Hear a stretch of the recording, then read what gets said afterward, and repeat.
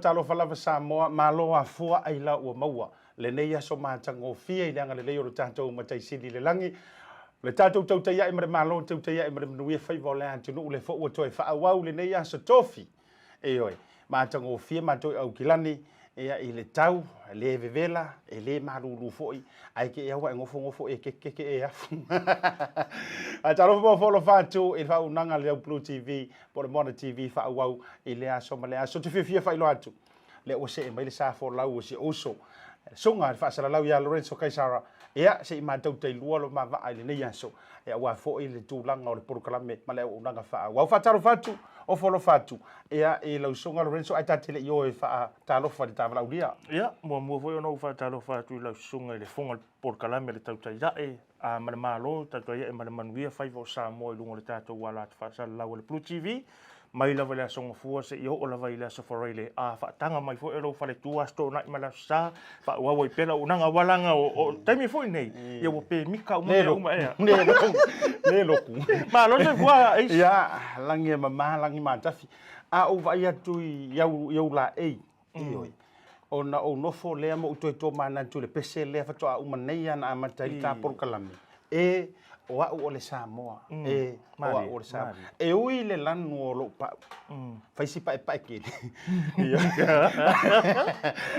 ai le ma fai mana eu la ei ioi mana tua ia le tau sanga le tasi valua a Asiata le sa tau nu o tua le va avo ile le ma va ku fulu ka ko Samoa le va sa mai o Spaniolo Spain a fe mengi sila wa ku yo ya ka ko pe yo ngala le mo me ka ko le ko inga Skyeye no le pulo le manga ku o le Skyeye le Saili ya so ya ia pe o le pulo wa ia male fa ervisila le fo inga le alu ia male lo no winga tangia mai lai pulo fa be pe yo tanga te mama le ayo tulanga fo ile ale o le Skyeye le yo le un tau po po tu so no nga fa pena tu male fa o ye le ayo o le winga la utala o Saila mangua o Saila le mama o kanga ka o pa se mama ai te lo la tala le nga wo sa wanga lo pulo man to no pulo wana na fil fa ngola o le ti o ava ala mana o ma to ainga fa lo pulo fa Mexico fa Spaniolo le ia langa tele no vai I tanga te pulo fa pea.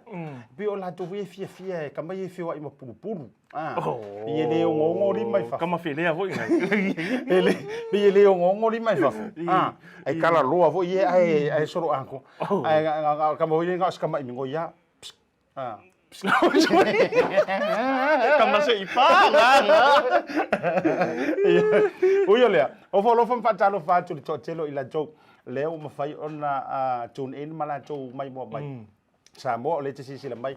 Ea o le fa o ngala fo ile o le tato por kalami fai Pea BluTV. Le tato Tautai. E tele ni sio vaenga au te lo si ma fa talo fa tu. To tele o to ale ta o lo sofa. Au ke fia. Ya me fo to tele o to me se fo ia o wo lava pa anga mai. Ale tato a wale si fa sa. E mai ale ilo vai soli.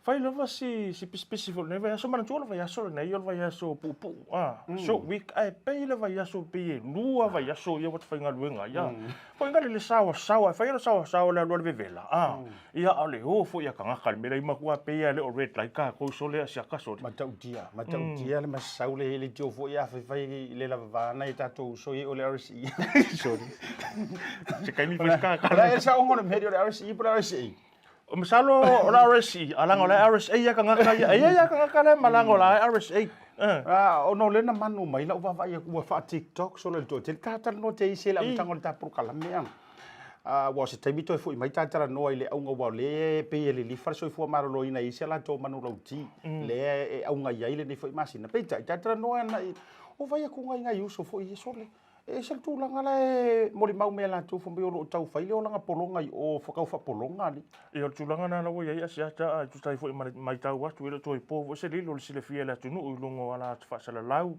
o tala fe ave i fo i lungo penga te fai langi e o tu langa le ole fa peritania ino le upula wa sau i tu singa wa man tu ala wo tono tu la fono o la wo tono le fa masinonga le mata upu slavery o lo no winga ua iai o tātou tangata le tūlanga leo le whaapolonga. O a tūlawa sisi tū tātou toi mana tū taimilo iai sala eru e kupito. Pe a fua iai. Ino o tangata o laua o ese mai lo lātou watu nuu moni. Peitai. E ese lava ia langona sa i lātou ma mea tutupu. Expectations. Ese le mea nawa tūla i mei nei o i le vasa tase mani Australia. Sa o le lau sau noanga Lorenzo. O matamata lava o tu ina mai ele nga tana o Samoa o le mori mawina u mai so atu lu o le Pacifica le au to va atu tu langa o nga fa ai o vai aku lai le o li ina yuso ia le nga fa ali liu mai le tina le ia o lau sunga o le qualify interpreter i tu langa o vai nga fa pene le nga to fa msinongo so fo maro loina le tenga fa mo o ke fai akula o kala o le makua seki o le lo makua le wali o mea o makua seku e di pale whakanga kala lea tantantana noe whaskanga kala lea le ngofo le ikuanga wali ia whapahe e o lolo la le si renga re kamkaua o le haru moku le haru le kamarenga lenga wali kua le whasao ar kamanga ia auskari te mira le sa wha iar ko inga woko makaya sa whai whapengi monga lima e na ufasiri atu la le whamasingo pesiri me famsingo lo ke vai o ku pesiri pi ma me ia o lea umanga tipi uma tele vaenga ia le to melo se lautala nga pesiri mai ia le lo ia ia ia o le fa mai le fa ma malo sa o le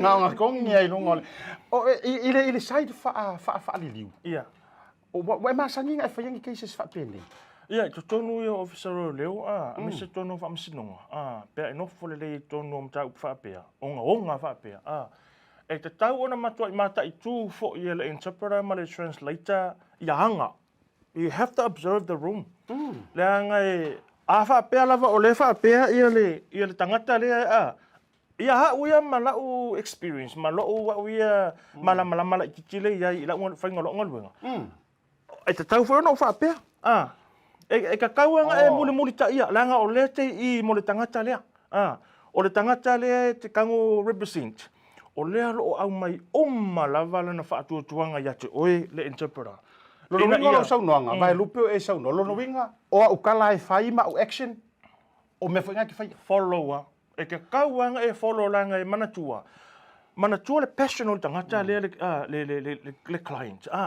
e te tau fo ona fai ele interpreter po le translator. Le ngai o inga fo ile ina ia tutusa le lei ia le chemistry, tutusa le lei le sau o le passion o tangata lea. Alu atu i o le whamasino po le lo ia po o lava lai e ki liva ia le message.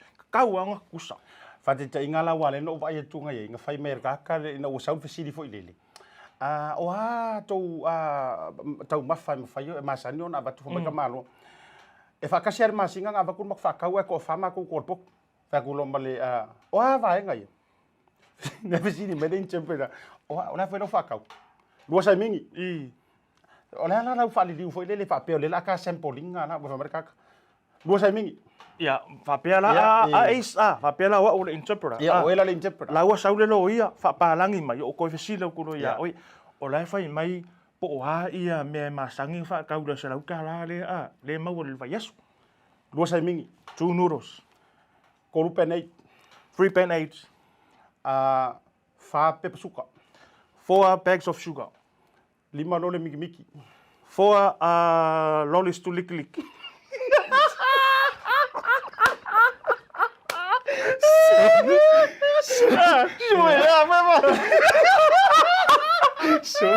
Ama kau kia. Ama vela pe fa pengina le o fa ya ko yo wika la. Le o efisi mai ngai fa fer sei ko fai malala efisi le fa mele lo ia. Pe fa fer fa ngoa o mele. Ale o la fa mele lo ia. O la fa ngoa o ko yo. Ele le pe fa la fa ngoa o ko e kan ka finga luenga. Wale yang har fa ngoa ma ko. Ngoro fia mau supervisor. Oh, very bad. No good.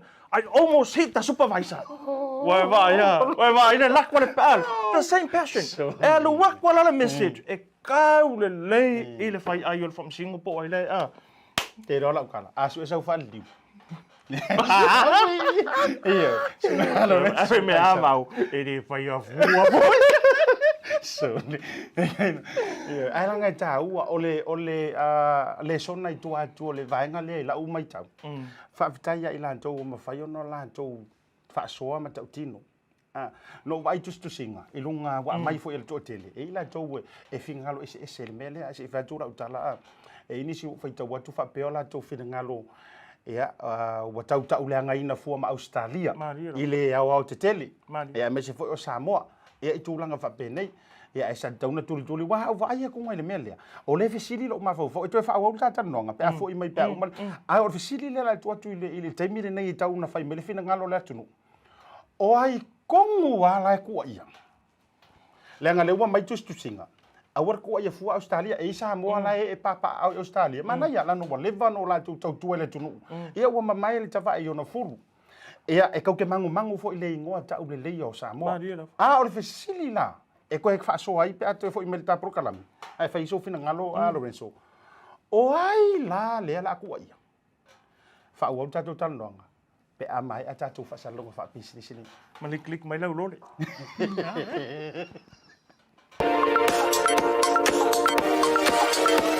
Wa iai nei le au nanga fou e whai ngoina o le Maua App. E mawhai ona okai mea ai, ma ole a momoli sao atu i ate oe.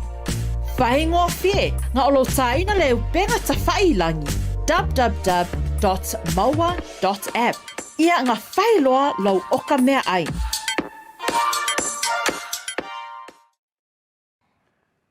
So e whawhelo e atu sa moi lau whasausaunga me so lau whita whafonga le nei taimi o le awhia fie le toe te liu mai o le whaawawina.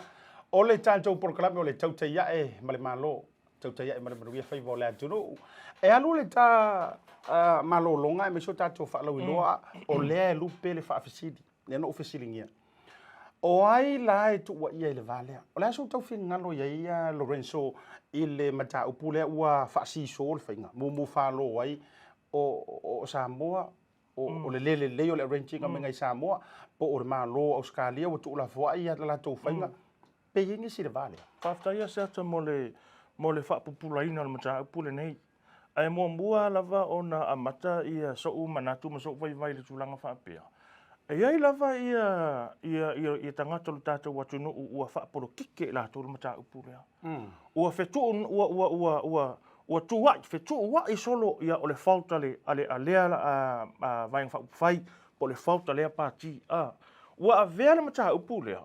ma ua tusi lima ma tusi a wai po o sa o se peitai I lo wa uia I lo fa so upu o lea lavo te don fo no fo mo fa te tali po le ase taimi e su mai le su so upu o ngaluenga fa vai taimi mo le malo Samoa o lo lala I Australia o lo I lalo I lana va inga malana ta inga tangata lava ia mana tua le tula mai ia le sunga ia Helen the Samoan liaison officer Samoa New Zealand o le tangata le o lo va pe na sa appoint ia pe sa tu mai ia le malo Samoa le ngaluenga le o oe e te ngafa ma le va inga atua o tangata RSE lava I tono New Zealand mai lava I lalo le South Island e o lunga ngi North Island e lalo lava le va inga le tasi lona winga la o le planning o le dealing foi ngale ma le IRD o banks ioi faltan malo e arrange e le tangata lea e o foi lai I tax au ia manino mea manino o le ala tino fono mo fatal tali a sata tamile nei po le asa taimi e fai mai ese fa mtalanga ma se saunoanga le tangata lea e o tele ta o le swafa ai o leo te lo le tangata lea so upu on behalf of the Samoan government I Australia o ia le te tau ona e deal ma tangata ma whaiwhainga luenga ma employers I Australia ai le malanga mai la ia tātou mai Samoa mana tua o le ngangana English lo tātou ngangana malanga le to tele foi o tangata I malanga I fafo inga luenga whaitai ioi e langa o English o le ngangana tu sao e ta tau I le tangata lea liaison fa amala malama le lei I le ngangana Samoa pe fai mai lava na o le 5 tala ki PS mai le PacificEzy fa amala malama le ngai e o lava le upula deduction ai longa malama malama ia na uso ia malanga e lo pola fa pe ala to ia ai ola ave tonu le saving posku pekeu ia ula malo fai tau te wo fai fosi muli ile mta upula nei o le lava ele saula mo tangata lea ele saula luma ia fai mai santala tu ia Samoa ele o lo winga lo fa fasili o sawi o la fa man ia lo saunanga ele la sembe la ku ia fon malo ele ai ma foi Australia au ata to teno fono au ka pe o fa nga malo la wo uma le afo ele la fa nga malo avanoa io wo uma tu mai lo le I tangata whinga luenga o le wa tu mai I ai fa tu tuanga o whinga malo la to te va ia mata ia por kalame ia le la o ki lo winga ta fa per jani middleman kamai ale kamiro nga kongu neo ina ne ite ua fa wa le tase fina ngalo nisio ai loai o la tala le fa manatu ai loai o pio me ngai fai sala lai lo wika o mo mele winga lo sala lai lo wita pe fa pe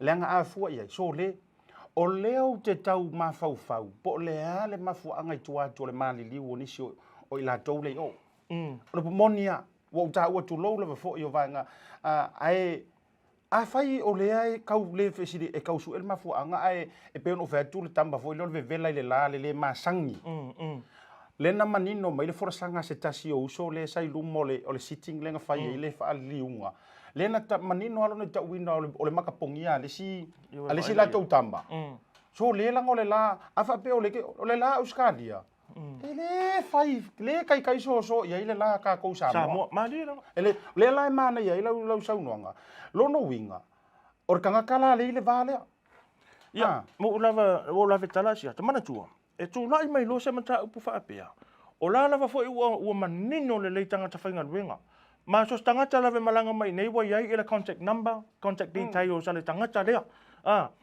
e tu lai malo sa fa pe fa so ta I mua loa ia na uso ia lo mai I ngalung fa vai time ile tangata lea le so upu le liaison e ta tau ona saunga ia e fe sa nga I ma le falfainga luenga ma le company fainga luenga po le ale fo ma ta upu la mele tupu ia na toia nga I lola ia I kon kalate ia sa saingi po ai wa solo tu la fono po ai wa mafua ia vai le mali o le sa o lu li ma ta la fa ta si sene sa mali sa mo o le au tu ia tu upu au se ta lia io lua 5 tala fa su ta sene Australia le rate ai sa unga le vai aso ai nga ole ongo e mai kai au nga ide kasi de udi le nga o soir kamalea ai uma nga ko sa le tala muri le ai wale fa nga ingar ka ko mali nga ai o mai ngā sengi ka ko kamale ko kongi trade. Kusai ko o kasi over maro o foi le tu ai ngā whainga. Ia, ai uiole, ai sisi vai ngā a whai usau noi ei. Nei mana i o le tūlanga rena e tā ua siata. Lua lima tā la i le tuunga sa whai o le whenga inga nā sa sainia. Ile i saini tūla. au, saini lima. E awhe tā la pe a whase fulu i tūla le vai aso. Ai fuana i ai whane maa fau i ai. Alu ese le tax, alu ese maisi expenses, o cost umal whalewhainga luenga. Sano a maua la wasikilia pe kolu se lau pe whase lau. Le kilia. Pole lima foi. Pole lima foi. Moke iyo e. Au se lau kāla ala le vai aso sore. Ai la ku pe la foi Samoa. A lafo a maua la whateta inga a mau mesinga kilia le lima se lau whateta inga. Iyo e. Pe lua se lau e la foi i Samoa. A lua se lau Australia. Te loto ti te a maua le whase lau. Whase lau Samoa. Samoa. Ma kwa o te loa matua. So le ai saua mai le kupe a kua le maua. Ai ki pia inga koe ngā o se lau kala. Ia e mantua Asiata o le whase fulu i tūla rea. Ai ole mori maua na yuso ia. Ma tangata umalawa i e whinga luenga la RSE. E ono se fulu, fitu se fulu i tūla le vai aso le ngā lulu e ai. Ia wai whaukala ia. Ia la whatu re lau tala. E suangi fo ia. La whatu lau tala la e ka me e se ilo mara mitau pule. E toi titi foi tato vai se par kala fasi ai kupea u fai mai a tau. Ama le la fa sawa e ko kiki ngai foi tata foi le fai tio mai fa pe mai nei e te rua le mala o la tara tu sawa ai kupe foi o ia. Iyo ia la le mala o ai le o le va foi ngoka kipi yangi o le va no ta yai tau nga apu o le va ngoka ka fa ara foi ku meu. Iyo you don't have to go through a university e ke no ai le fai ngol mel nei o monia. Ili kasi ar vai aso e loa. Le yo le ai re sire afu oi. O pomonia. Ili o sitala tau na tia. Ava pela na sa irfing ngalo ila tau fa pe mai itatele o ma i tu langa o fa so ma fa to i fo ila tel no inga o ele sile lango ile ia. Le sile va tu langa e la va ia fina ngalo tustusia o fai tau ia.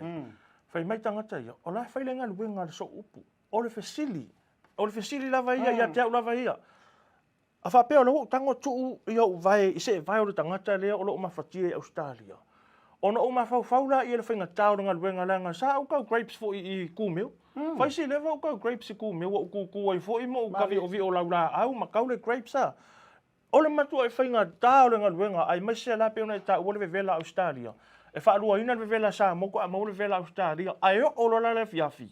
E kai alo le sawa sa vili manu ia o lunga na fo talanga o fa umi fa mo le sia o le ala valo o fa mai fina ngalo istanga o la fina ngalo ngalo so upu o ka ngaka ia se hare na po sa mo ko inga fam kalanga ia ko mai sa mo e lengi me o ka o kai sole le se fe toala utala le ele fa manga sa mo se ngos furi kula iyo kasi la sor vai aso malia mai o ele te fai mai haren apa na me uma na ma fu foi nga ele alu e fai e te le me fai mari esa na ia la utara mo ia na ma fu foi la susui fo la la sunga susui fo la alu ave sau kon kala ke nga ma alu ave sau mai nga esa oile pese la wa esa amor ke mingi o ma ko ai fuki se fuki le e fa ta la fonga e no fie fa tanga te fai ti o ma fai talanga e no can do ia e no cash never no cash shoot parara ia le na e na fai tu se e tu muta i te le lofa lua ma singa o wa le lo te lo e mo le mau laisi o uso sa fai fo ia na taunga apu le lo o wa le po fata usanga te ruai o wa ke fia fa kai lua ma sina no wa na tu tsi mo ko malo sia kwa fa anga pe ai la lo fa anga pe pusa apu o fa ko se uso uso o wa lua ma singa o malo va ya so fa ya ko la ukala ko fo ia o ngai ele o mo wa sa fa ko fa vinga ba te voi mai ya mai al tanto fa salon fa business. O le Goodman Freight o se tautua tau whela ua inga Maota whaamoli i Samoa ma le Pasifika. E la tau te fausia fo ia tingi pusa ma paelo mo sa uta i so o se la po ai te whingalo ai. Ma ki lewa ina fo i boru po o sa vai. Whaafiso ta iloa ni usa lui lemi po o Francis Pali i fpule ai. I le orua fitu, lua valu lima, valu whao no rua. Po o le orua fitu, lua fitu lima, fitu fitu tonu walu. Mo desi whaamtalanga. Le Goodman Freight e tautua ma le alofa.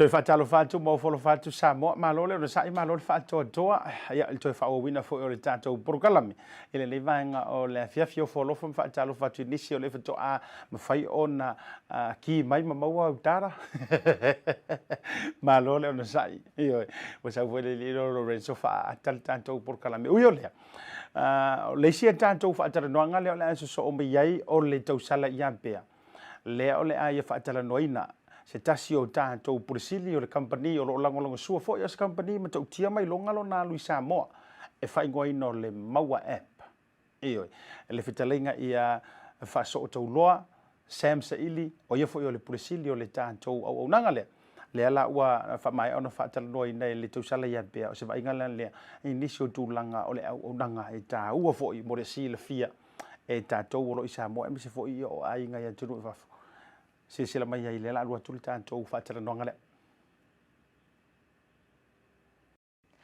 O te ofo a lofa ma whaatalo whaatu i lo wafionga i lia li ipule o le Maua App. Lo tō wha whaaso o tau loa, Saili.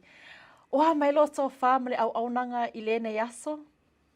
Talo whaatalo whaatu pea, ia whaatalo whaatu i le BluTV, a pea ia le mamalu o le au mai moa. Whaatai lava o tama whai lava le nei tu e whainatale time of lockdown we're still trying to continue. Ia vi ia le atua o lo solo ngā manuia me uma I lona anga lelei. But thank you so much for joining us today. Let's talk a little bit more about this very interesting app. The Maua App. So, for myself, whamatalanga e winga le Maua App, please. First time will first. Ia o le Maua App. Ia o se au nanga lea a le Skyeye Pacific. Taipei o le Amazon o tu ua whaatasi ma le Uber Eats, tu ua whaatasi ma PayPal. O le au nanga lea ma whai e pisinisi la aitia Samoa. Ia ai ofo I tātou tangata ia whaatau o lo I lumo a wala ma Saili solo le tāu o le street vendors. Ua ma whai ona ia se technology e tu atu I lato lima. E ma whai ena whaatau lato o loa. Ia le au nangala lea ua tau ma whai ia le Skyeye.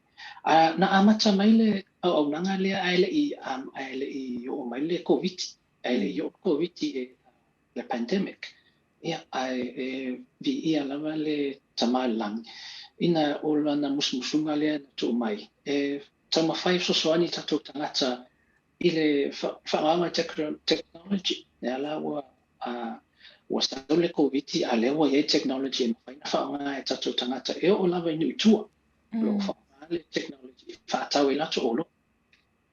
You know, my Lord lover, and I really, really like that you have made this service available to, vendors that are selling outside and on the side of the street.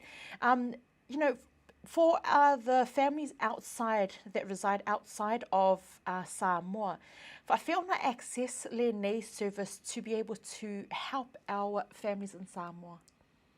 Alo, whawhiri. Ia, o le au nanga lea o le Maua App. Ia, o le wam whai o na maua I lunga o le internet, I lunga o le web. Ia, e alua le www.maua.app o app. Pe e download fo I lo telefoni. Download I le Android o I lunga le iPhone. Ia, e ma whai lava ona e whai a mai lo le whātau. Totongi le whaangailo credit card o le debit card. Ia, ai piki ainga ele tau ainga I nei Samoa. Pe e ma whai fo ia na whai le delivery, o le delivery service. Ai e tau mai lava e o tau e whātau I tangata le whai lan whātau. Ia le address pe e fo le map. E mpaina whaanga what we call it drop by le pin. Ia sa o le leile whale a be e lo whātau. Ia ai fo ia au nanga I tutonu lava o le app. E whai ona se mai so whamatalanga a pela o mana whailo whaatau e paina whaile mele o le chat mai anga I le tangata le alo e whaile delivery e chat mai fo il mato team e whai fo inga chat anga I le whaatau le tangata le ona le whalo loa o le Maua App o se I le o humble opinion, was one of the most advanced platform ever introduced into the Pacific. E tutu salava ma apps e whaunga I New Zealand ma Australia.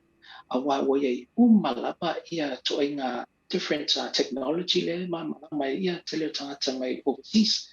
O le whatau, o le tutono lacto credit card, e whaina payment, e whaina whaile delivery service, o whaina talang o sao lava I tangata ia le whatau o loa.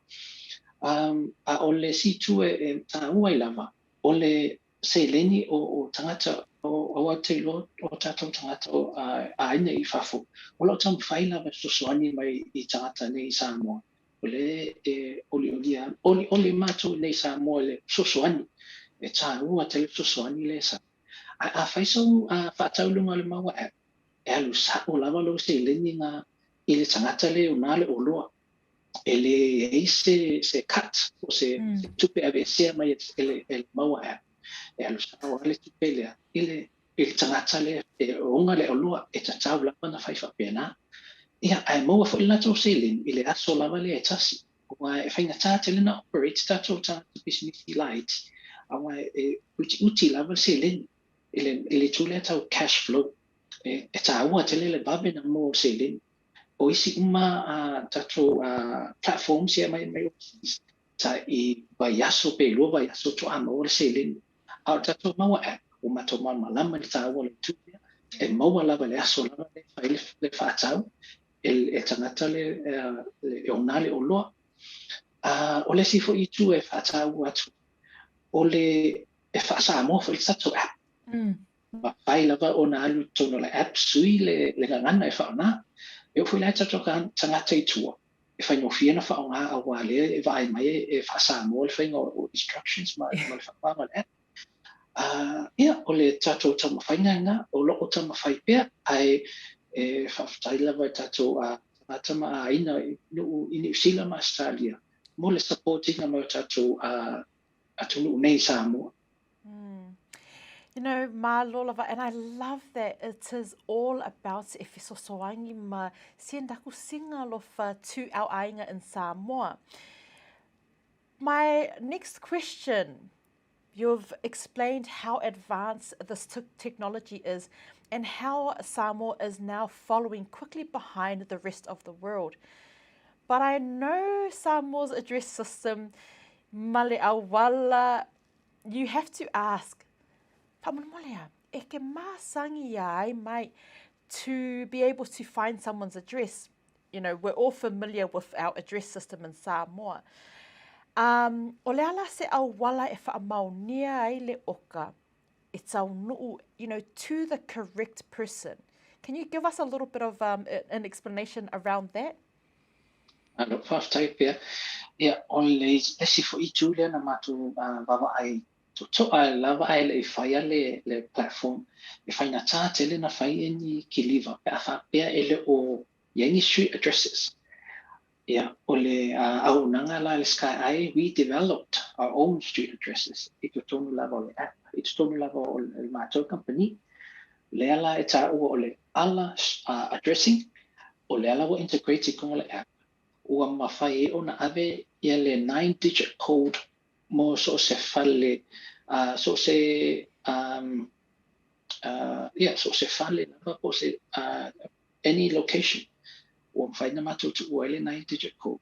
E wa whai lava ona whaonala le code lea pēr whapea o le ua e contact mai ia le Maua App, o le fia whai le delivery, o fia le fia ave iai, o na mātou vātua le code. Pe e mawhai fōi, e tonu whai la le app ia le, what we call le map. So e mawhai ona alu drop le pin on a particular location. Ia, ona calculates le system pe fia la tutongi o le mamao lea. Ia, o mātou aonanga, ia o lava I lalo manu le kiliva le ua kiliva e tato o loa. E fuafua foi la le tau o le kiliva, I le distance from mele piki ai le o loa, ma fuafia le la mamoli iai. Ai e tāua fu, e le sangata leo whaata, leo whai me whapea la o I New Zealand po Australia leo whai whaata. You will be informed of every stage o lo whātau. Be lo whai lo whātau, e whai to le app, lo successful lo le whai no le payment. Be lo accept ele whātau o loa, e to atu fo ele blessing message, lo accept. Be lo ready, to atu message, lo ready. Be lo ia tangata e piki le o loa le driver. E ta atu le ingo le driver, le alwa alo e piki, ma lawa tau nu ul whale o loa, e o lawa alo ese fo le whale o loa, o whale le whale toa inga, atu le message. O lawa tau nu le driver le maota toa inga, ia latu le mai message mui. La ua mai al whao le aonanga, ia whai mai so rating pala so whiwhianga le mato aonanga. O le tu umai e ta ua lava mo tangata ia whai al whaatau, ele to mana o miele le popole, o maua ea le oka le sa whai atu, pe wo ea le oka le sa tauna tiliva. Mea uma whaapia is part of the user experience. Very much to Salem of user experience o tangata ye overseas platforms. So whaapia lava ele fia ia lo finangalo el whaingora o nanga, ia whai fo ina tu mai lo rating mea, tu mai ma se whamatalanga. O ani tu em whaina whaalei atili. But ele tu le addressing, le o ye le tato addressing system ale Maua App, o mawhai o na sefe I lunga lo telefoni. Ato e whai se spatau. Ia, ele mana o miena to su e po whea iai, o lau po umana sefe lo telefoni. You just click on the save address. Ele fo se le meet your save address. So a pe to a lima sulu to a ina se umana me no no fai Samoa. Ia, to no lo telefoni. Oh, look, Sam, I'm very, very impressed.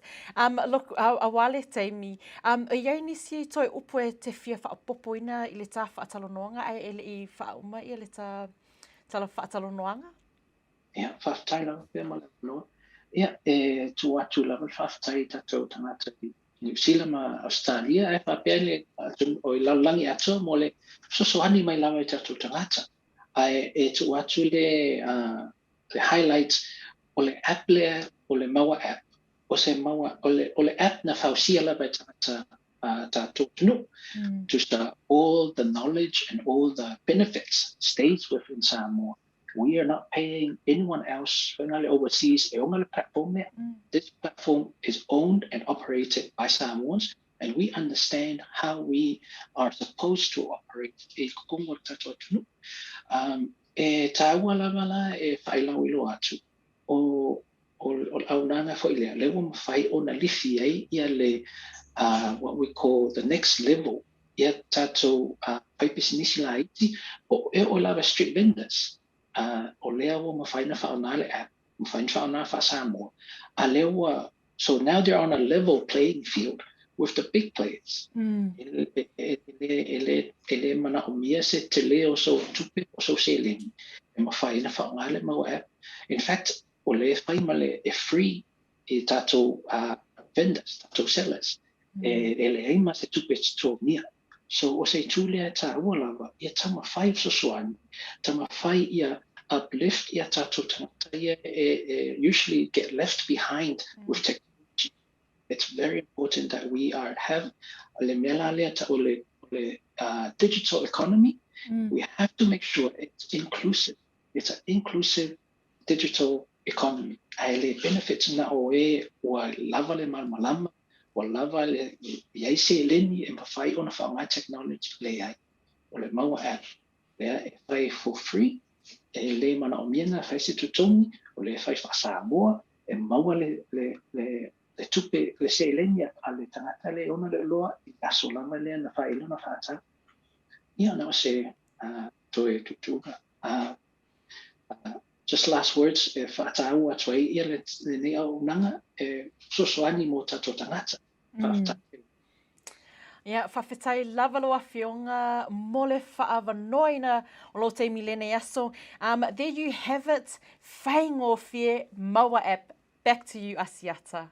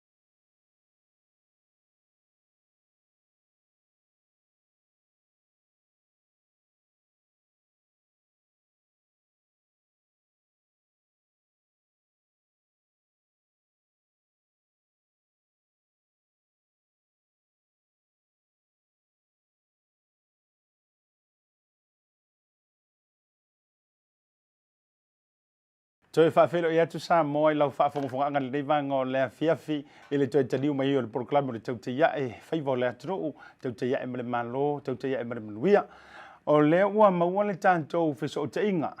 Ia masitasi o tātou kompani langolango sua le proklamo le Tautai tasi ne o nanga na uluwai a mailo lantou tau au ina ua whaavai fo ile nei proklamo ma amantare nei tautua. Ia e sa sia mawani a vanoe ma whaiona whaasoa antu ai peitai. Wa yelo manantu le nei whaia so amantau na whaalau iloa ele ngantau tātou whaalau iloa ia I video mana I kilipi o lo irungo le proklamo. Ia ai se au mai fo I tau te tala noa, ma e whaafonga mai. Ia pe inisi vaenga he toe whaalau tele ilo lau si lo fia Samoa o te fia whailo antu o le ua ma futa ma le fionga le tama I te ipule o le tātou Maota Samoa pamu kesi. E vaitele ia le tofine po le teusala Isadora ia le mafuta mai I Samoa I le taimile nei I le mawhaatara noanga whaataro whatu ia te oe le tofine po le teusala o le tātou Maota Samoa le unanga I vaitele le nei vanga o le fiafi. Ia, mo lawana Silvi inga whaftai le atua ua tātou lia mai le nei aso.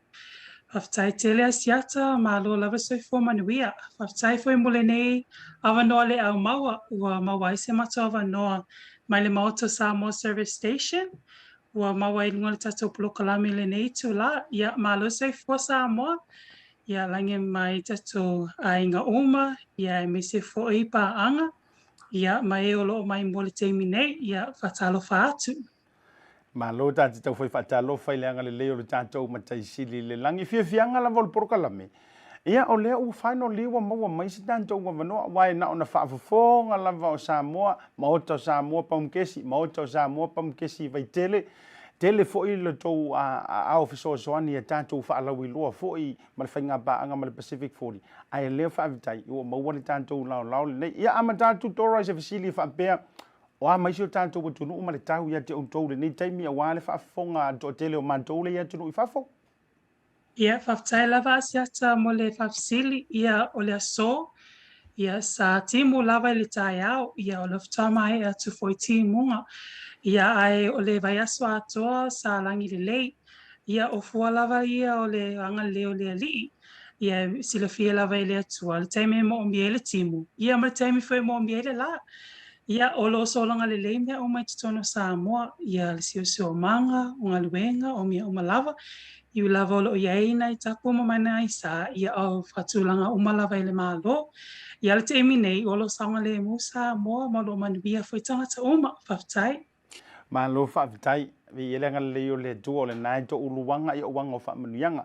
Ai ua to muantu la mala o whaavisili le vaenga lena I ta ua nei ona I sa o fuwa kaungalo ia tia ua lea I tātou lockdown.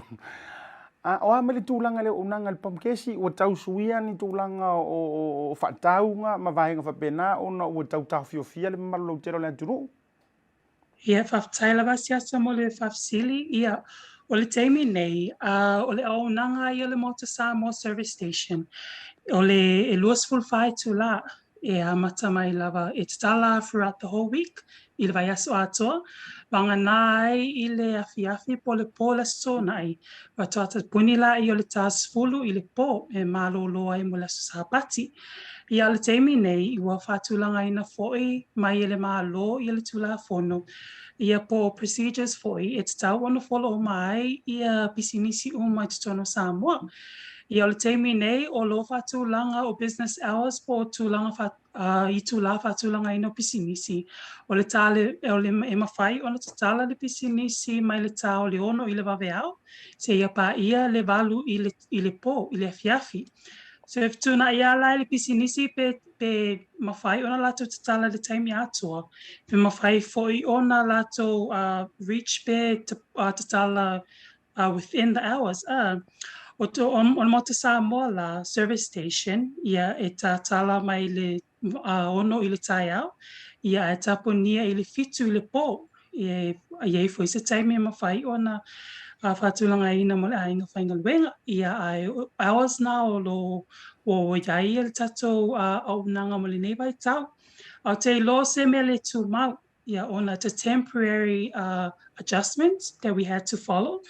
Ia ai lava ni suinga, ia sui lava ona o le finangalo po mea o moana whatulanga mai le tato New York, po le malo fo'i ona o le state of emergency. Ia tautua na manutua fo ia Asiata o le teimi nei, ia if I am a lockdown, adjustment ai malo, ia we always have to adjust and comply, ia tulanga na loa iai. O le teimi lale nei, o lo matala, o lo tatala le Maota Samoa Service Station, au nai mo oi Samoa mai le aso ngofua, I le aso tōnai, mai le tau le ono, I le tai au, se ia pa ia le fitu le po. Malo whaatai dora a manino le vaenga le me se fo whaafonga I la dou o lo lantala tatu ia ina ia manino ai I tūlanga o I tūlanga tala o le tatu o unanga. Me I mai lau whaafisili tūlanga le tau pensini tele ila tau o lo matuape o le mingoi solo le teimile nei I whamau wa whaataunga tā. E mwhana wha manino o ai tonu e controllinga e iei le tima le tala o le alu I lungo le tau ma le tue alu I lalo wha mole mole. Ia whaftaila Asiata ia o le teimi nei, ma since ana amata ai le matupisinisi o le pamukesi po le service station, o le tau o le pensingi, kiso, ma le kaosini, o mea o mana e whaatulanga ina mai e whainganuenga whaatasi ia le supplier, tasi lava le supplier mo le silafia o le atunu ia ma le au mai moa e tasi lava le supplier o le pam o le metaping singi po le fuel po le swa o te tono Samoa, which is ia to low lava ta o le swafa ia o le petroleum product supplies po le PBS ia e va lua la ma le malo or whoever is the government of the day. Ia work together la ia e whainganuenga whaatasi na ia wa ai po la se tau talawhea ngai. Us, the petrol stations or the petrol suppliers, we are only price takers. So price takers, we are given a set price, which is controlled by the government or controlled by the supplier, and then we supply from there. Luingolo saunoanga supplier sauro le malo ai lo winga a la tuale mana o ngai o supplier wa lunga sia ka ko wamio e tu atu fo il fainga malo ele o ia tele se tulanga e pule mai ai le si tia la vai pule o pam ke sia la tau o saule Ia saole le o te tono Samoa ia wa ele pe o New Zealand I lo wa I lo o New Zealand ese o malava tau wa ese uma suppliers ese uma ia retailers tala noi whapena. O ngai ai le Mobile, ngai ele BP, ngai ele Caltex, o Z. Ese o malava e pampensini matau. Ia au nei Samoa, e tasi lava le tau e follow o maya, so it's controlled. Price controlled by those who are authorized to do so. So, which is olo wa mana anga o le supplier, a supply of petrol, and then if ava lua la ma le government, la tola le setting might be controlling na mai le price. Ia ono follow I lola ia mato retailers, so we are the retailers. Malo whaaptai tora o manino le vaenga lea. O le si vaenga o le whaafisili, o ani si ese mai le utunga o le taavale, le pengisingi, le kiso o le kalasingi. O ani si vaenga o no au yeile o unanga le tātou pamkesi vaitele? Ia whaftaila Asiata mo le whafisili, ia o mātou I le Maota Samoa Service Station, ia le ngata na le utunga o lo sa, o lo ia isi mātou o nanga I whaopopo I lunga, pe mawhaifo ena mātou o auna I mo o Samoa, ia o lo iai ia le ea, e mawhai ona pamuai lau taavale, pe pamuai le pao le taavale tu lo, ia e te o isi taavale o mai Asiata ia e te le talitonu e mai wa tu le rim. O tu le rim le pa o le taavale ia ai e o mai I le Maota e pamoe lato pao. I le ngata o pao ia iei foi pao tamaiti whianga le whita whawai swimming pool ma tulanga whapena. Iei foi pao o wila ma tulanga whapena e mea o mana mea tau ea e mawhai ona sapalai pe pamoe I le Maota. Le ngata foi lea, I e mawhai ona mato si akina lau sa I le tūlanga whaalau I tele. E ala lea, I isi ta awale e mamau le mea o mai ai. Ia aile si akina la tu swa au. Ia maua umalava i le Maota, SAE 30, SAE 40, engine oil, ia e maua foi i swa ue au ngā mo wau, i swinga benzini, e au ngā mo fili o lo ili afi, ia ese umalava mea tau swa ue mau i le Maota. Le ngata foi lea, ia e o maisi ta avale, ia o tu low lava, ua sua oma le ia tutono le afi, ona aiwo ala mai lunga pe mai fua mai lunga ia se tina po se tama ia o ngalonga uku ia le vai tutono ta avale, ia i tutono tangi vai, ia e iei foi ma le vai e mwhenata palai e utu mai, ma si toi siaki ai, ia saunga le mu whangaso longa ngalwengo le aso. Kai whiana toi siaki pe mo mia se soa au, ia le tele lava sa palai o soa ue whata watu i. O lo mau whaila mata whawhie asiata, taungo fie le lei, e sosoani mo na ia ingo lo fie whailato umu, ia le ngata foi lea, ia lato mea ai mo le fiafi, ia lo iele kesi, ia le si foi mea lo maui i le Maota Samoa, siata le tato Maota Samoa complex.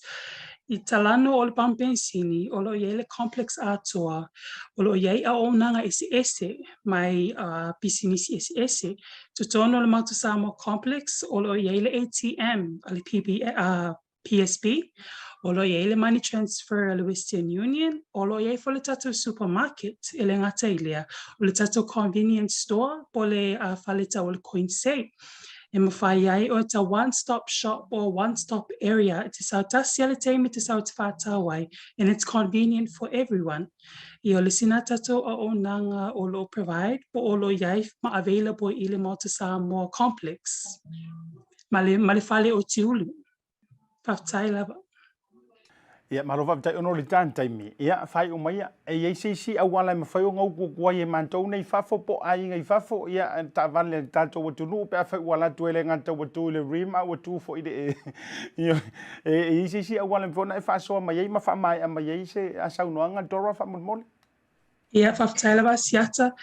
Ia ua e le awala pe fa pe le firmana o e whangatu pe po se tulang fa pena le awala whaino fie o le whaonga ina mai le tato o nanga le o isi fo i along whanau tu lo lava ale atunu.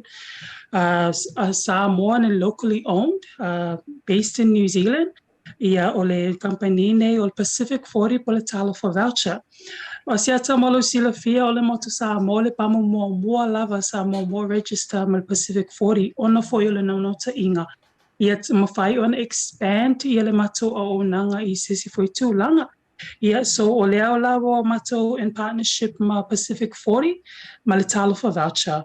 Ia le fionga foi tulo lava ia le au pepe ia ma le whalitua ia whalute. Ia ua lua nei tau sanga talua na matau mafuta asiata lua tau sanga lua masina ia male lua sfuluaso talua na in partnership fatasi ia le Pacific 40 ma le Maota Samoa. O le whainga lao le tama leo, o le mtoa whaingo fia a whapea le ufi mana o a inga mai fafo. E lafo sa o mele tupe nei i Samoa, e mawhai o na lato whanga ina le website o le Pacific 40 e oa i lunga, e tutong e present uma maya a onanga is ese. O le service station is one of the different services that they offer. E whiriwhiri mele a inga po fiele amount e mawhai ona iai, e mawhai ona tutongi mai le pensini mawalalo lava e tolu sfu tāla, se ia pa ia le tolu se lau tāla, o options nana available mo le mātou whenga inga ma le Pacific 40. So if whiriwhiri meala ia a inga o te lofo i se uma atu lunga website, e mawhai ona whiriwhiri mai, e mawhatau mai a inga. A so mai la ma le tangata malana voucher. Ia e siaki uma lava whamanu mole, tautua nā, so mai ma lau telefoni, lau ID, e mawhai onga redeem mai lau voucher. Ia wa tu lo lava asiata. Ia ia ista ngata e o mai ma vouchers a isi. Ia o mai foi a claim o la toe o ngā, ia ai siri lava le sefe. Ia so mai ma lau ID, ma lau numera, ia ona whatino e la i o le tūlanga lea. After dele e lo fiona tama tai pule dora ono o le tantai mia e le uma ia vanoa o le atom 5 so tai du lava pe fa tasi le masina o le lava le vai ngole ai ia e after dele mo le o nanga nantu mo le tule ngang fa malo mo ngang fa tele e lo fionga te mai te pule mo sele unanga te ngante ile ole ngaluenga fa sa maria ngale le o lo mfa ona va lua e lango lango sua ile unanga tanto BluTV ia fa manuia le tu jo table ne fiafi fa te tele mo le tava no Whaftaila wa asiata e whamania whoilea tua i au on i ngaluenga o lo tutoi whaftaila wa molewa noa. fa sai foina Pase fuana. fa sai fo ole fa tala no ngale na male fionga te mai te pule ole tanto Maota Samoa ia fa world program pe foi mai tanto fa salong fa business nei o le Oceania Career Academy. O sea o ngai mangele ua whaatuina e le pūlenga le whono mō tangata Pasifika ma Maori. O sea o ngai mauaile to mai whakamuta, whaapea anga wa esese. E to lia so se tangata mai le se furu no le fa se furu tausanga. Mai ha o nga fua li imata mai tai wono fo mau pesi tseni New Zealand. Whaafso tai nei loa le OCA i le overu se lau. Ono lua valu fitas. Pea si le website www.oca.nz.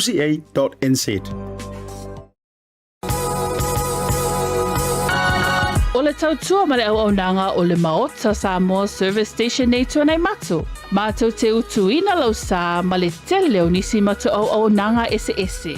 Ai le ngata fo i lea, mātou te siakiina fo i lau tāwale. Mātou te sapalaia fo i swahuu mo lau tāwale. A whai fo i o vai pa o lau sa, a wala te popole. Mātou te sapalaia fo i ea mo lau tāwale. Mo lau nofo silafia, mua, ta pē lau tāwale pe autu. Lua, ta pē lau telefoni i le taimi e utu ina i lau tāwale. Mana tua foi, e matua i whaasa ina le tau mawhatapa a ino foanga whape nei. Wa iai foi au nanga i lunga o le Pacific 40 e whaatau ina ai le talofa voucher. Maota Samoa, o le Maota mo Samoa uma. Mātou te fia e au na pia mo o Samoa, whawhetai le afio mai, we'll see you again and God bless.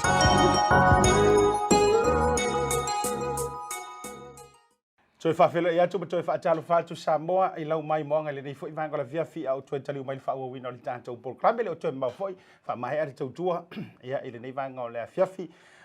Lorenzo, mana ia le au nanga Maota Samoa. Ia me se fona i niso tātou sponsors Pacific 40.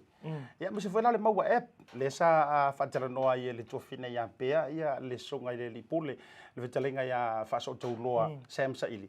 Ia ai manga ia fokafialo i Samoa uraka vale Maota Samoa. Ia mangkua la o ele location o le Maota Samoa. Pea senta fo ngale kongu i moto upolo manga kua vaitele.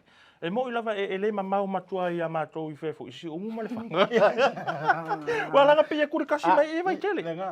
Ia o le tala mo ilava i ale sa lua kui o i fefo i le fanga lua kui koe mai ko isi umu ia fale alili. Pia kuri kasi mea i no Samoa. Kua mirele ia. E tiro fui rofie fie nei au nganta te whaia whaasala lau. Awa aka peko lai Samoa whakaika inga wa kla wa empty wa kule. O ka fia i rofa aka fale. Matora. Uku fai mai ko inga uku fai ngor fai. Ai ol vai ngala ngi sila ko kongi. Anga le ai nei me o koviki. Ia. Samoa na ngar ka peko. Ora lai mai ka o Samoa pingi. Kale umanga uku fai usi ai la lo BluTV. Uyo lea. E isi tama i video kilipi. Leo le afa mo atu. Ona fa se fono le ta porkala me tu lango update on COVID manga pena. Ai ole nai vaiaso o te atu sa fai me alofa mai ai la fionga i le aloli i ngar mana suru anai. E o ifo le JP. E ai me so le VPM Ministry, Victory Power Ministry, so ngar fa fenga waita fata ma le faletua. Ia malekalesia ini pusa me alofa o lava ma me taalu mosi ai nga fo ile manono le sa tupu mai ile fa lave le tusanga te atu ono fa nga paloka me fa pena le tofine atale me sola to ai nga le tamama tua ia salue o le sora len tenei na mai ai ona la fo inantu mo le mai mo mai me sola ai nga fo le la to sila mai ai ile video le mai le sa unonga fo ile fionga le alori ia ngaru mana sulu anai. Ia e mori atu ai fatasi ai ma pusa lava tulo ia e se fo io meta alo ia manisi o vaenga ia me se fo stasi o nanga le fo popo tuai oni nei fataunga ia e le masina ma le masina mana yo ia vouchers fo ngai awale a to taliu mai la ia te ropen al 2 minute ai sisi mai Samoa le tato kilipile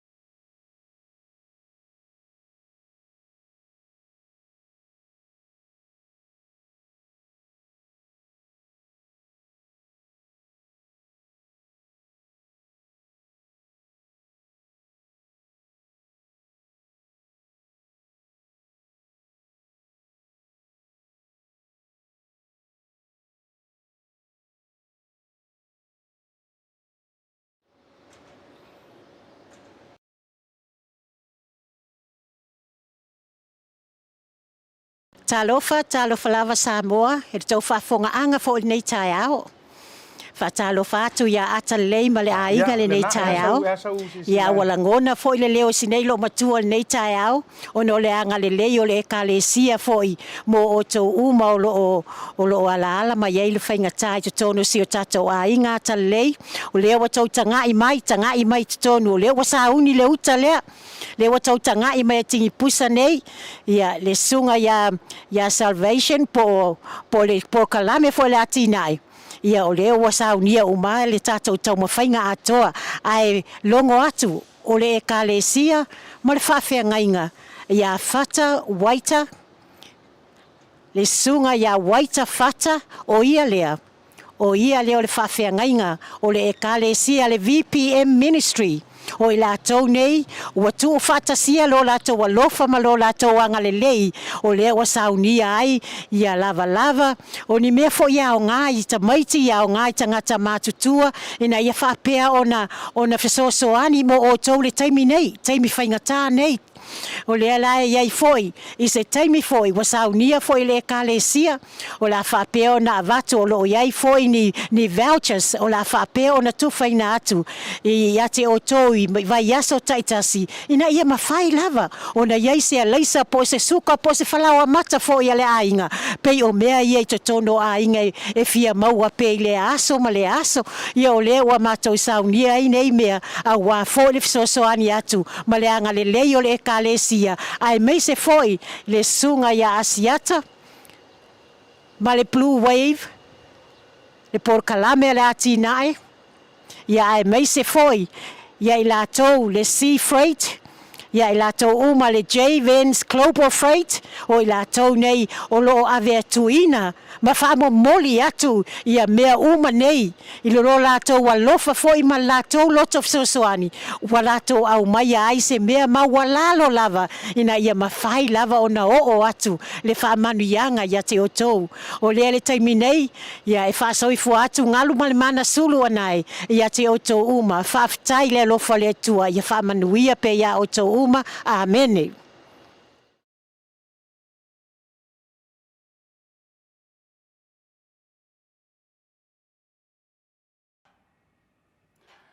Ia, le na e hasau si lantu e se foi le anga fa sa Mario si a fionga la loli ia. Ioe. So bona. Manatua Asiata o le ngaluenga le nei o le sa Mario anga le lei. E se le fainga ta, e fainga fie ona tala noa ma tau. Ai o le fainga ta i ona fa atino. Ai e tō foi lo pulo i le tō fa foi na e le fionga le alo ali anga le mana. Faftai le anga se foi maua i nisi fa pero tato watu no. Ai maisi. O mana o le te affiliate i se mata upu whapea, ai mese lava mata upu tau palota. Mana tua, te whesosoani no tangata le sa fia so i so la toa, ai mese loto i whale il palota, whapea la fwoi la wa au, kasi la, peita i ane, ua le a vea lava na tūlanga ma mea ua tu ua i le nganga o le fia whesosoani. Pau lava lea o le a fwoi, o le launga Yesu se lo mga kua, alofa. Ioi, e te loto fōhai, ma o tātou fōi Asiata. Ia tātou te leto me whai o nā lo whasao i lo tātou atua. E te alofa i le tangata lei lo tua. Oi, whaafitai tele lava, e tōlo pūlo o Asiata mo le angalue ngā alofa. Avtai Lorenzo ioe mo amene voi ai me sole fio kala loli anga mana e le tasi ia watu lasi le lona soi fo ngatu tua mana tua i sa proclame na tau sangan te nei no fa ilo ile tunu o le sofa le anga mana o le sofa to mai le sunga i le tapa au fa sina le mali toa o soi fua ile tamali ile nei la ua mare sunga ya pali i pira fati alofa ona ni tamali ile la au nanga mari tau tua lea lai nga lue a ma fa wa nga lue nga le fo i fionga le loli na ole sa no nga le na le fionga tamaita i pule ya sulu o ye fo le justice of the peace ole fo nga na to i lo nga mana ia o lo umakai i o ke lo fo i sua fatato o me to ai ai a ko ma ye le a ole ma le sa ve ma tu pole tu oka ia ui ole ia a fai mai mo foi ata le me to ainga ia ole so sul valu le fa fasilia tu le to fa o matangi ia i le lato freight ia le tau o to ile va ai sa mo tau te felongo mai pe ia tu langa fo le malo fo le na u fa o tu tau le mai le fionga le ngal mana ai me sur VPM ministry malungo le tatu proclame le tau ia BluTV anyways Ono le tatai. La stu lango i tatu fa mai. Ia o taimile nei tatou fa mai taimile nei. Ua mata ona valo ia mai le matanga luenga le soifua maloloina. E le toi alwalu i lalo sia tatou a mio. Le numero cases. So in faila ona fa pea. E se manga yo le si post nga ova yangi kai au ke ala ngai au ai fa e pia fa ke i vonga le ha ua fa me post le fa mai. So in this rating we're all going to wake up tomorrow and we're all going to get Omicron. Totally. I be a sao ea. I be a sao over pea. Hang on. Se be a sao ia le a. Langa o le launu le a asiata o le COVID is fully le Omicron. E sili atu ona vavi ona pipisi. O le ratio a ia to tasi tangata e maua ai ma fai ona pisi tangata e to tolu. O le to tolu na e fai ona maua le to aiva. O le to aiva na lua ku lufu kasi. Ma lua tu e makua vavi al pipisi. Pe le tulo o fatu saina pe le tolo ai fo ile le matua moa. Ma lia lava. Io. Lo lo winga las fatu tainga fa pe le te sau fatu taina o le te sau ma Omicron. Lo ngoinga e fia maka cameraman. E te tono le tanto wa. Io o le tulanga nai ai. Mai ole Paula va fa tuanga. Ma i se felo inga fo ile tato por kalame sa mata tal no fo mala fe nga ya pistoles for rail vessel en tona nei. Paula va le tato va nga ta tau ona fai ina ia mauti noa e fai tia. E fai tia ile le pipisol fa mai. O le usta ia la valeo tu la fo no mana ta ingo tu ina mai. Me mua le mask. Le mask ia. Tu ia ta ua wala ngo ta ole. Ai langa ia la maso kon kan. Sem babu ia. Ia ai nga ia tu lola i fa fo no fo nga tele. Ia mauti no fai lang mask. Ma fai fo le mask fo ile kama fo ile pupun ile e fo ngale le sawa. Ai le ko nga mask ma thing fo pese isi lika fo ngale. Mai le Claudia vera kamera. Ia ma kama ngale penden. Wala ngor ko kele fo yo au fai penden. Kau masaro mia ile aru e di makango bala. But anyways, o le tulanga na mo yai o le si lava va nga ta tau ona o le fa nga hinga le tatou app. Se le tatou QR code. O e taimi tau onga tata tu e fa nga pe tai ani. E se le tau o le te leo le tau o na app. Io lea. Ia. Wa nga no wa ku fo nga le ia wo va isi ka nga kasia. Nga wa ku fo nga le fa fo linga mai la scan. Ala nga pu ala ka fo nga le a. La tu e kere puea. E te le puea le anta por sila fia. Le ai kere la ku e se lo e te ala tu scan. Se lo nga te vai wa green mai. Ia ma sau fo mai o milo okay. Okay lo la. Ia, e lo tulanga fo le fa pea ele ole sila fia tatu tangata ona fai. Pe tai ane wa mata ona fo ngale pise me talo fo ngale sole. Pinga la kwa fa pea. Ngala kwa fa pea fo ngale inga ia vai me skulati. Ola wa scan. E lo scanninga. O le si vai ngo le wa fai lo mai la tunu. Ko ke lo skanga ke le ngela ko dara. Ia manga kua asiata. E manga o mia le dara. Le anga ale se dara. Ale ola la wifi. Ele ola la app. Ola no vinga la. O le si cost ngai lunga. Ole tulanga nga. O tau langa fisiringi ele matanga lo so fu maroina. Le tau va toila la fa fisili. Ai lo mata upura le langa ola tau e ona mele. Ka foi lana sila ia ina tanga tau ele o ile le affordability. Le tulanga o le tara vai ga vai o tara. U fenka fu ko ka so fu nga de. Ai o lo tau vai atunga ele fa mo nga le manu lo ti o so fu maroina le ni masina. Le tau vai tu ai o le hat sa la tau. O le masina ni February, o lo celebrate ia pe fa ave ele fa mafa le an matanga luenga le soifua maloloina ile la langi a toa ile na sila e fa mafa ai ia le fa taua ai lo fatu e taua la o le Health Awareness Month masalo le ai ele so ta inga o le tato awareness le ia male masina no palasi ele vai nga le tonu ia Valentine fatu mumu io e lo fa ku ka ele ka ngo ia sia ta e fa ngor fa ku ka ro polar fa ngor o le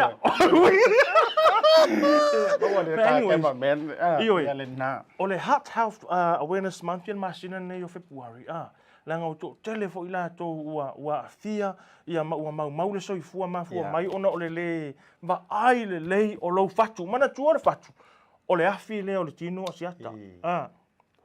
E pamu mai ai Ioi. E pe no pe tau fale tonu ia le fatu. A matalo fo inga sa o ia tofinga fo inga le I can move it. Ioi, tau no le tatai mi ai o te fatau ina le vaenga le nai vai aso tu na ia tuna o mai le soifua se tasi o fa o mai tau. o le sunga fo i le matua faiva to fa matua faiva sunga su al tolo wena tui fa sina ai i le maua mai o fa matalanga i se ona falitua me se fo yo ainga o le tūlanga le lo na fatu vai ane le fa fonga la tunu so e matua ta ua te le la te ia o mesia sai fa mo nga wa fo ile o nga sa mo lo tau ba mil te mil nei e fai malanga mai ai tūlanga e fa ai ui ai fo i tau mo fai ngore nei tau sanga ia man tau sa manga pea ai o le wale tau lau le fa mo ia ai o no mana tua ile tūlanga wa e ile na fa tawa ia mo ele te le kingale a ka fa ku ka mau ka kinga fa o ke aka ia ioi o te fa tera le wa te le lo le se ku nei lo matu pe te o la fa pe o la fa ta te le lo ia fa pena o le tūlanga nana i wa ia Asiata tato e fo ila vai tu le covid is fulu iva tolu se lau male ono ana na fi lo se lau male lua o le aso tala tona nafi le sa fa mawina I fai mai o le record and now numera daily cases positive lu sa fa tolu pe taila o le wata le aso le so tolu sa ma le ono le so ai mai le tolu sa ma le ono le na e to I titi lava ila to sa malanga mai fa fo mau le fa mai ai o le tele lava masalo le ivas fu pasene o le tolu sa ma le ono le tu le community ai masalo po le valu se fu o nei au kilani ia le na wa e awana e mana tu mama ono le wa to ai tau no si o proclame le nei fia awana e mana tu mama awa te fa tala le awana I tai nga mali e di oi le tulanga be special fa mai failo siaki awani fa lo ngona ya di oi pe le ha pe ke wa se kia fa pe fulu it's worth failo siaki ia tanto wa pop up solo fa ya nei sa fo kilani va pena ia awu mai alta ai sisi vanga TV so no ai fa mai alta program nei tu langa se paule nganga o le fa tai le ile tato pulenga ia mo le nei lava va no wa ai lenga te fo le tato pa anga masani se ata wa o nga ia mo Samoa tato Pacific 40 ia o le Maua App o le Goodman Freight ia sei rana fai lava la kala ia Maua so e maka o kia so makua a triple plus so ora polenga ya mo ke o mo ko markiri mo ko markiri ma alo fa tu fa so tau roa fa tai ya ile langa I mele le mar fa I te mele ai me se mo te Samoa ia mo tu u malava wale na ole so nei fito tonu tatu sponsors ia awuri dia le tua mangalo se manga ule tau mani ia to ona le Asiata fa pe le so nga Lorenzo Kaisara BluTV lo fatele atu soifua mai manuia